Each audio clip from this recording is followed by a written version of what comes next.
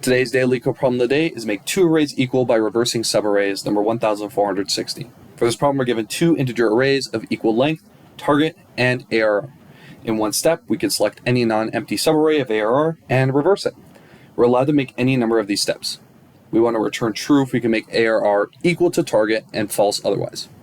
So if we look at example 1, our target is equal to 1, 2, 3, 4. Our ARR is equal to 2, 4, 1, 3. We can think of this problem like bubble sort. So we're going to look at 2 and 4. Do we need to swap these? No. 4 and 1, swap. 2 and 1, swap. And then 4 and 3, swap. And that would get us our 1, 2, 3, 4. So we can return true. If we look at example 3, however, target is equal to 3, 7, 9. ARR does not contain a 9, it contains an 11, so then we cannot return true, because we can't make ARR equal to target. So if we look up here, the arrays are equal length. So theoretically, as long as ARR consists of the same exact numbers that are in target, we can make ARR equal to target. Even like here in this example where target is not in order, we could still make ARR equal to this because it contains the same exact numbers. So because we don't want to sort both target and array and then do bubble sort on array to make sure that each of the numbers are in the right spot to be equal to target, because that would be a lot more complex on time and space complexity, we can do a hash map, which would be O of n time complexity and O of n space complexity. So how are we going to do that? We are going to take all the integers in ARR and put it into our map, and then we can simply check if target if we can look at each variable of target, and if that is contained in our map at a value greater than 1, meaning that there's more than 0 of this integer in our map, we can use that integer, and therefore it can be equal to target. So we're going to have a map of type integer. We can call it map, and it's equal to a new hash map. So now we're going to go through our array and add each variable in there to our map. So for int num in ARR, map.put num, comma, map.get or default num, comma, 0 plus 1.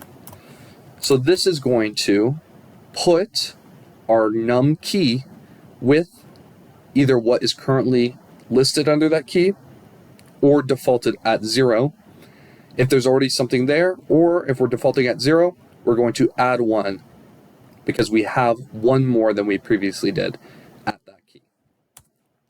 Now that our map is full of all the integers in array, we can simply go through target and make sure that we have enough of each of these integers to complete our target array. So for int num in target, we're going to initiate an integer count. Count is going to be equal to map.get or default num. So why are we getting or defaulting num? So we're going to default num to 0.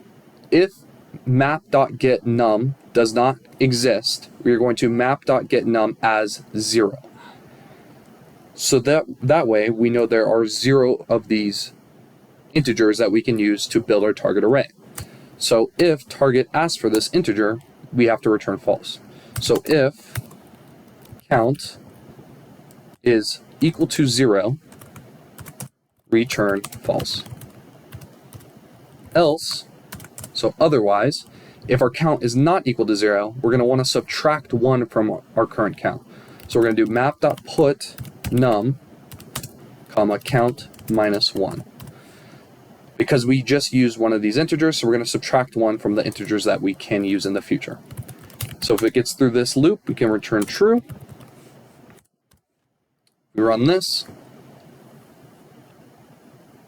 Passes our test cases, and if we submit it, it passes all solutions. So let's do this in Python. So our Python solution is very, very simple. In Python, it is very easy to sort arrays and sort lists and to compare them. So we can simply return sort target is equal to